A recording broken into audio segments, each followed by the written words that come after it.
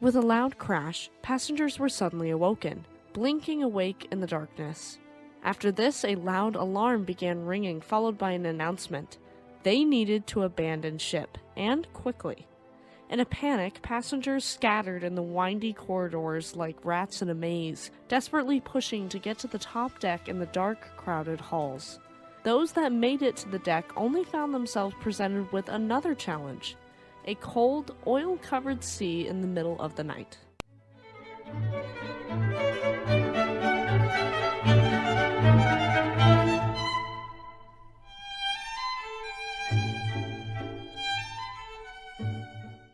Welcome to Shipwreck Sunday. My name is Eleanor. Just a quick disclaimer for a younger audience before we dive in. This story may be disturbing to some, so viewer discretion is advised. Okay everyone, let's get into it. We have not covered a Philippines ferry since MV Seawall, and honestly, they are some of the most tragic and baffling stories out there, oftentimes with little recognition. MV St. Thomas Aquinas is no different in that department, and my goal here, as always, is to bring the story to the light and honor the victims that were lost in the tragedy. This story hits home, so please be advised of its disturbing nature. As with many Philippines ferry ships that I've covered, this ship starts out in Japan. Her name was originally known as Ferry Sumiyoshi, owned and operated by Maimon Car Ferry in Kitakyushu, Japan. She was ordered on January 1st, 1972, with the contract being awarded to Onomichi Dockyard Company in Onomichi, Hiroshima, Japan. She was laid down as yard number 239 and work began immediately on the RoPax ferry. Just a quick side note for our younger audience members, a RoPax or RORO ferry, which is short for roll-on, roll-off ferry, are cargo or cargo and passenger ships that are meant to carry wheeled cargo, like cars and trucks and that sort. They are oftentimes built with doors that open in either the bow or the stern or both, or sometimes on the sides of the ship that allow the vehicles to be driven onto the ferry directly.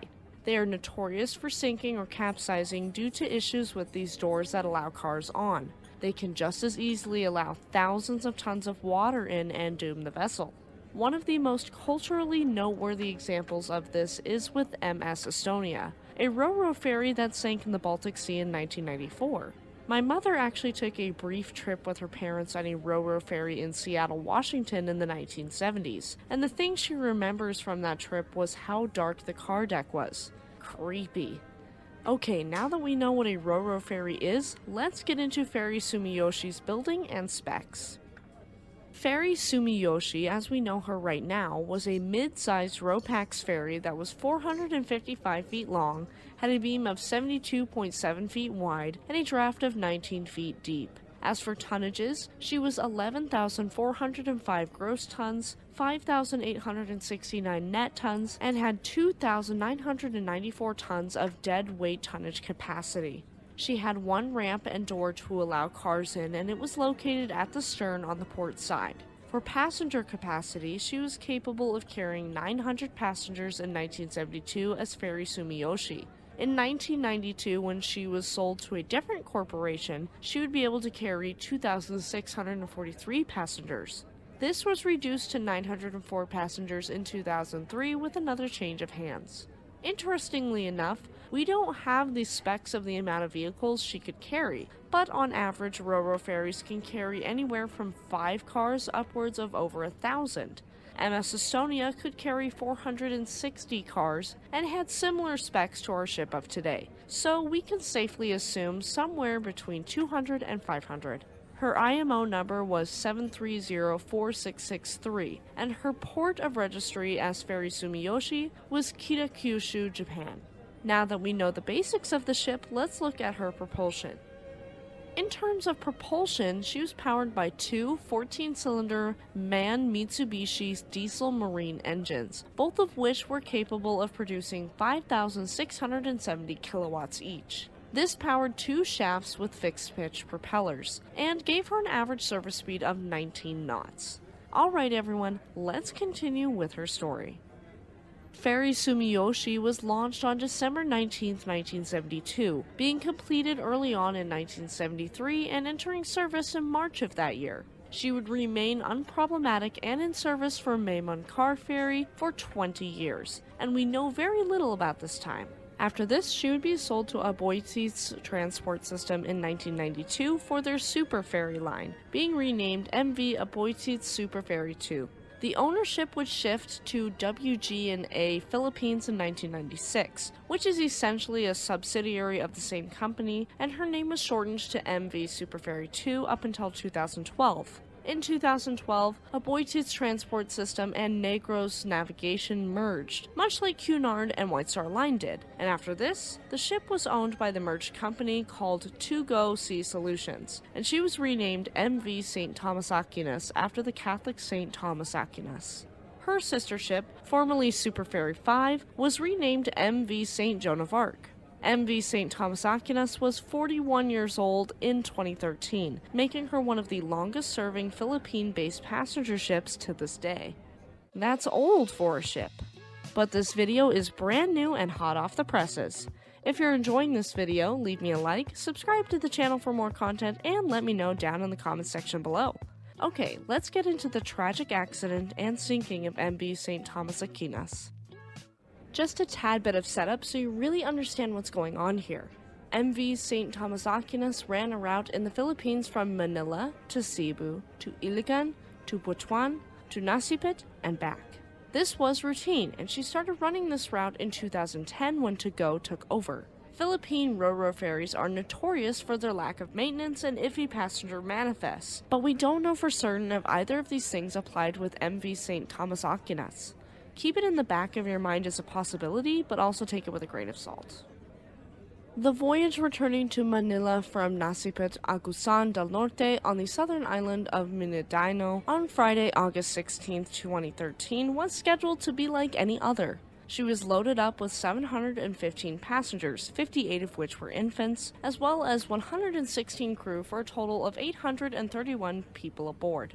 She left port sometime on Friday, August 16, 2013 and headed out to sea, heading towards Cebu City.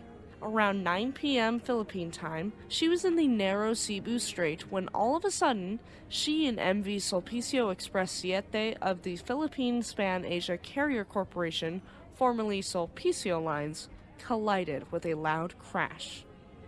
Sulpicio Express 7 was leaving port approximately 1.2 miles from Talisay, Cebu, when she would collide with MV St. Thomas Aquinas. MV Sulpicio Express 7 would not sink, though her bow was badly crunched due to the impact, and none of her 36 crew were injured or killed. That's the only positive in this situation, as it gets worse from here, my friends. As Sulpicio Express 7 sat there damaged, but survivable, MV St. Thomas Aquinas was in terrible shape. A massive hole was crushed into her side, trapping some passengers in the area of impact and dooming them, according to a To Go spokesperson. Many of the passengers were asleep at the time of the impact, and if they weren't awoken by that, then some of them were awoken by the prompt abandon ship order that came through. Some remained asleep during the disaster or struggled to find their way to the deck in the darkness, and the ship was taking on water fast. The crew hurriedly passed out life jackets with hundreds of passengers jumping overboard into the cold Pacific Ocean below. It's a good thing these passengers made it when they could, because MV St. Thomas Aquinas slipped beneath the waves just 30 minutes after impact. The survivors in the water had leapt into the water from the top deck, and many of them would later fall ill from swallowing seawater and oil spilled from MV St. Thomas Aquinas. In total, 750 of the 831 were rescued, with 55 confirmed dead and 65 reported missing. If you didn't know, I'm a mother of a young son, so imagining any of the 58 infants being trapped on the ship, screaming and crying for help as she sank just simply unravels me. I would give my life if it meant saving my son. Local fishermen looked up and saw flares lighting up the sky, which is a sign of distress, and it was coming from St. Thomas Aquinas. They raced over to help with the initial rescue efforts, with one of them being quoted as saying, quote, "We just picked up the survivors and left the dead in the water. I heard screams and crying." I can only imagine the sounds they must have heard, and it has to haunt them to this day. After this initial rescue, The National Disaster Risk Reduction and Management Council, or NDRRMC, continued rescue efforts after that.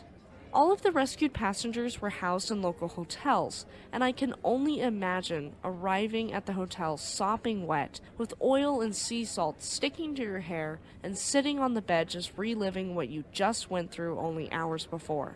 I really hope they've found peace and have somehow put the past behind them. I wish all of the survivors nothing but the best.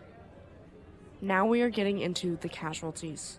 On Saturday, August 17, 2013, divers began recovering bodies from the ship, which was only 98.4 feet below the surface.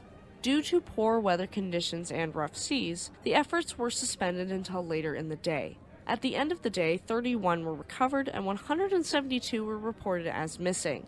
By August 18th, 35 were confirmed dead and 85 were considered missing. And finally, on August 19th, 55 were confirmed dead and recovered, with 65 left missing. Rescue and recovery efforts were delayed greatly because of bad weather. There is a video of the body recovery that I have been showing you clips of here, and I'll link it in the description. It's by the Filipino cave divers, and they are absolute legends for diving down into a sunken ship and recovering the dead for their families. The horrors they must have seen and the emotions they must have felt cements them as gods amongst men. I salute them for their efforts and wish them well. We know there was a collision. The St. Thomas Aquinas sank, and we know about the survivors and casualties. But what really happened here? Of course there would be an inquiry and official investigation. There should be.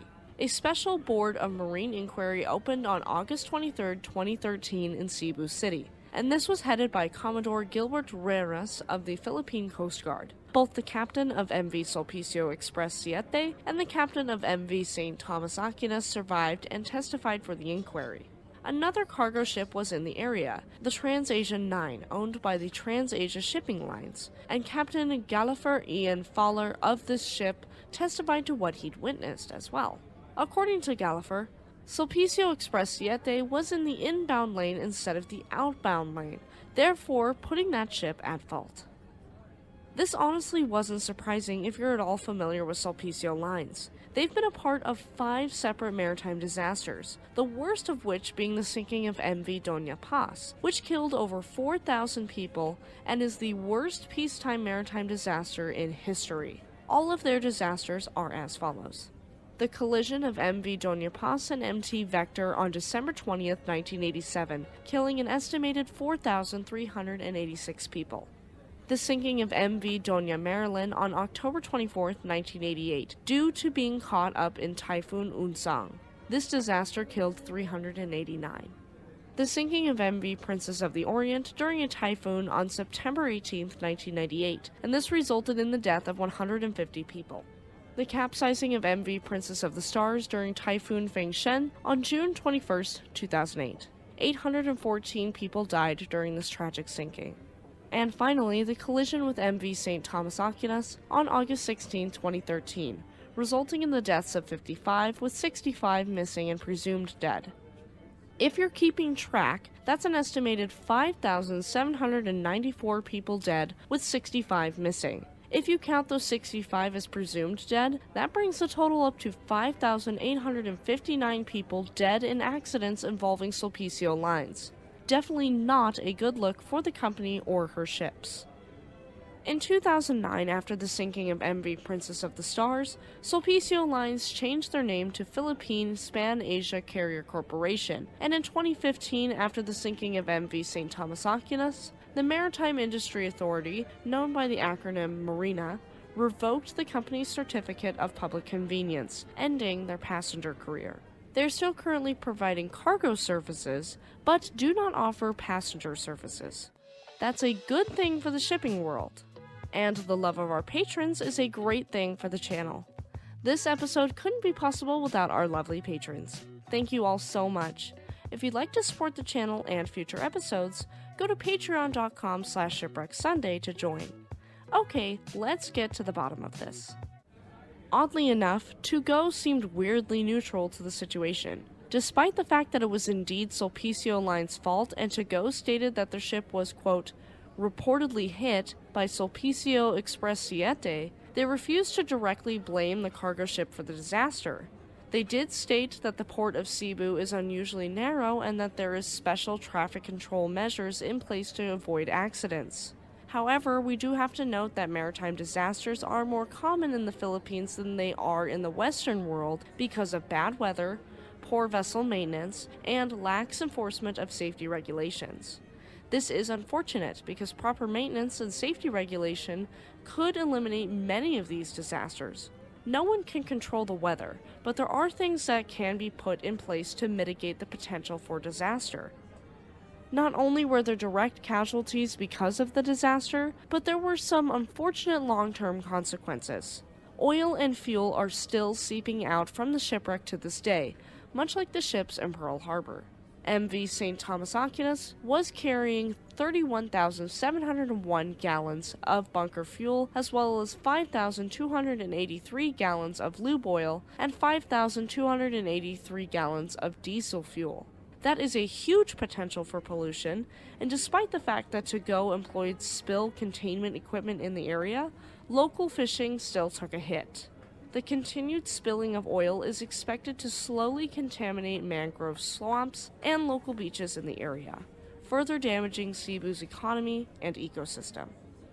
The tragic sinking of MV St. Thomas Aquinas resulted in the loss of babies, children, and families, and the ship sits at the bottom of the Pacific, a constant reminder and tomb for those still trapped or lost within the vessel.